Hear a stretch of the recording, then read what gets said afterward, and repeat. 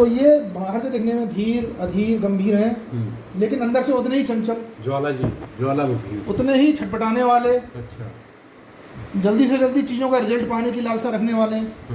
तो ये जातक एक तरह से दो तरह की ज़िंदगी जी रहा है।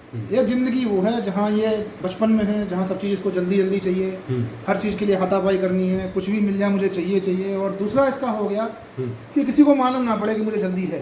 अच्छा, सारी गहराई मेरे अंदर है, सारा शास्त्र का समावेश मेरे अंदर है और मैं किसी को ये जाहिर नहीं होने दूंगा। अब इस कुंडली की विशेषता बात करें तो कुंभ लगन का होकर लग्नेश बैठा हुआ है पंचम भाव में केतु के साथ में। पंचम भाव गमन करता है शिक्षा को, बचपन को, बच्चे को। पंचम भाव आंखों को गमन करता है, पंचम भाव लिवर को गमन करता है। शनि केतु की युति वस्तुतः उतनी अच्छी मानी नहीं जाती है क्योंकि केतु के साथ भी करता है।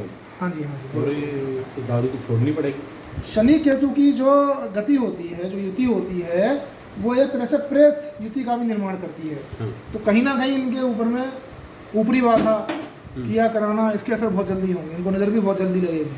अच्छा, तो ऐसे जातक को हमेशा अपना बचाव नज़र से, ऊपरी बाधाओं से, इन सब से करना चाहिए। तो अब बोलेंगे जी बचाव कैसे करना चाहिए, तो बचाव के लिए या तो आप फिर तांत्रिक मांत्रिक भक्तों के पास जाएं, उसको मैं कभी प्रेफर करता नहीं हूँ क्योंकि वहाँ पे उल्टा भी पड़ता है। तो ऐसी चीज़ों के स्वामी कौन है? भैरव देव माने जाते हैं। तो आप भैरव देव की शरण में जाइए, भैरव देव की पूजा करिए, आप देखिए आपको सारी चीज़ों की बचत होगी। आप आइए भैरव के पास। अब इस कुंडली की विशेषता बात की जाए तो शुक्र अपने मित्र की राशि में बैठे हुए हैं 12वें भाव में। 12वें भाव का शुक्र अति बली माना जाता है, जीवन में सारे ऐश्वर्य देने वाला माना जाता है। और शुक्र जो बैठे हुए हैं वो केंद्र के स्वामी और मूल त्रिकोण के स्वामी होकर बैठे हुए हैं। तो जब जब शुक्र अपनी दशा में, अंतर दशा में आएगा, तब तब इनको विशेष लाभ देगा, जीवन के समस्त सुखों की अनुभूति कराएगा। चाहे वो शारीरिक सुख हो, चाहे वो भौतिक सुख हो, इनको सारे सुख मिलने वाले हैं। चंद्रमा जो किसी भी कुंडली का आधार होता है, इसमें षष्ठेश हैं, तो इस कारण से रोग, ऋण एवं मुकदमा, कोर्ट कचहरी, इन सब से संबंधित रखते हैं। और चंद्रमा उग्र ग्रह मंगल के साथ चौथे भाव में बैठ गए हैं। तो उग्र ग्रह चौथे भाव के साथ मंगल में जब बैठ गए, चौथा भाव होता है सुख का भाव, चौथा भाव होता है भूमि का, वाहन का। तो भूमि और वाहन के ऋण से ये आजीवन त्रस्त रहेंगे, इनको मुक्ति मुश्किल से मिलेगी। उसके लिए इसको विशेषतः चंद्रमा की उपासना करनी चाहिए। चंद्रमा की उपासना करने का सबसे सरल तरीका है कि शिव जी को आप दूध अर्पित करें, कच्चा दूध आप दोनों द्वारों के दोनों तरफ डालें, आपको विशेष लाभ होगा, चंद्रमा आपका शांत होगा, ऋणों से मुक्ति मिलेगी, रोग से मुक्ति मिलेगी। घर के दरवाजे के दोनों तरफ, घर की जो देहरी है उसमें दोनों तरफ कच्चा दूध पानी मिला के डालिए, आपको मानसिक शांति अनुभूति होगी और आप ऋण से और रोगों से मुक्ति पाएंगे। अब बात करते हैं राहु की और केतु की।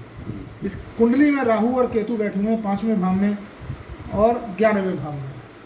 आकस्मिक आय का साधन कहीं से भी बन सकता है। ये तो सारे एक ही इसमें बैठ गए। नहीं, वो उनकी बात हम करेंगे अभी। अच्छा। तो अभी आकस्मिक लाभ का साधन कहीं से भी मिल सकता है। अच्छा, अचानक जहाँ से कोई उम्मीद नहीं है वहाँ से इनको अचानक पैसा मिलेगा। अच्छा, और उसी तरह से आकस्मिक हानि का भी पूरा इनका काम बनता है। जहाँ से उम्मीद नहीं है वहाँ सारा धन एक साथ में चला जाएगा और ये सोच ही नहीं पाएंगे धन कहाँ से आया, कहाँ गया। तो ऐसा क्या, क्यों? क्योंकि राहु केतु 5वें भाव में और 11वें भाव में, इनकम के भाव में बैठे हुए हैं। राहु जहाँ बैठता है वहाँ आकस्मिक लाभ देता है। और राहु का काम आकस्मिक लाभ देना नहीं है। जिंदगी में जो कुछ आकस्मिक होगा वो सब राहु देगा आपको। अच्छा, ठीक है। तो राहु अचानक धन भी देगा और अचानक धन लेगा भी। 5वें भाव में क्योंकि केतु जी विराजमान है, तो संतान से सुख बहुत अल्प है, या संतान होगी तो संतान से बनेगी नहीं, ये मान लीजिए। शनि की दृष्टि पड़ती है 7वें भाव से, तो पारिवारिक जीवन में कष्ट रहेगा, पारिवारिक जीवन में बनेगी नहीं। शनि की दृष्टि है आपका 11वें भाव पे, तो आय के साधन स्लो बनेंगे, आय जिस उम्मीद से आनी चाहिए उस हिसाब से नहीं आएगी। शनि की दृष्टि बनती है दूसरे भाव पे, तो इनकम पास में रुकेगी नहीं, खर्च करने के ज़्यादा आदि रहेंगे। लग्न जो विशेषता शनि है उसके अंदर में सूर्य, बुध और गुरु बैठे हुए हैं। सूर्य बुध की इसमें हम दो तरह से देखते हैं, दो युतियाँ बन रही हैं, एक सूर्य बुध की जो बुद्धादित्य योग बनाती है और एक बुध और गुरु की। यहाँ पे देखने वाली बात यह है कि कोई भी शत्रु ग्रह नहीं है, ना सूर्य और बुध की युति, क्योंकि सूर्य जो है जिसके साथ बैठता है उसको लगभग खत्म कर देता है, पर बुध एक ऐसा ग्रह है जो सूर्य के साथ अच्छी युति बनाता है। तो बुद्धादित्य योग कुंडली में है तो बहुत ही ऐश्वर्यशाली इनकी फीलिंग होगी, अपने आप को बड़ा ऐश्वर्यवान फील करेंगे। ये अपना एक अलग ऑरा होगा इनका सोसाइटी के अंदर में, ये जहाँ बैठेंगे वहाँ एक अलग छाप छोड़ते होंगे।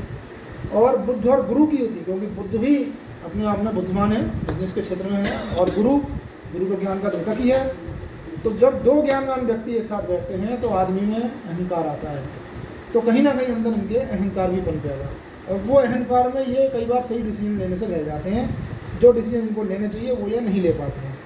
तो ये ओवरऑल इनकी कुंडली का प्रेडिक्शन है। अब बात कर लेते हैं इनकी दशाओं की। तो इस समय में जो दशा चल रही है वो गुरु की ही दशा चल रही है, और गुरु में मंगल की अंतर्दशा चल रही है। तो दशाओं के हिसाब से गुरु जो है इनका 11वें भाव का और धन भाव का स्वामी है, और मंगल जो है वो इनका 10वें भाव का और तृतीय भाव का स्वामी है। तो जब तक मंगल की दशा इनकी रहेगी इनको थोड़ी छटपटाहट मिलेगी, धन का आगमन बना रहेगा पर उतना नहीं बनेगा जितना इनको चाहिए। मंगल की दशा बीतने के बाद में जो दशा आएगी, जिसको कि हम कह सकते हैं शनि की दशा आएगी, शनि